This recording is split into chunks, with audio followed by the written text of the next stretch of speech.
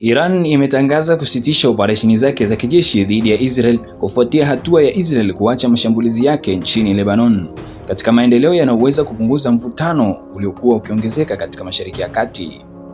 Kwa mujibu wa taarifa ya kamandi ya pamoja ya jeshi la Iran, operesheni za kijeshi dhidi ya Israel zimefikia mwisho kwa sasa.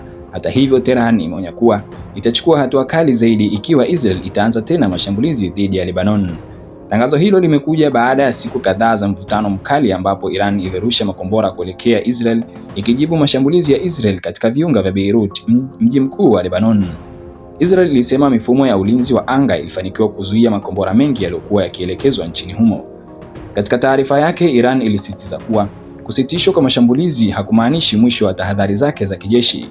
Maafisa wa Iran wamesema kuwa jeshi lao linaendelea kuwa tayari kujibu kwa nguvu zaidi iwapo kutatokea mashambulizi mapya dhidi ya Lebanon au maslahi ya Iran katika eneo hilo. Wachambuzi wa siasa za kimataifa wanaonya kuwa hatua hiyo kama fursa ya kurejesha utulivu katika eneo la ambalo limekuwa likishuhudia mashambulizi ya kulipiza kati ya Iran na Israel na makundi yanaunga mkono na Tehran.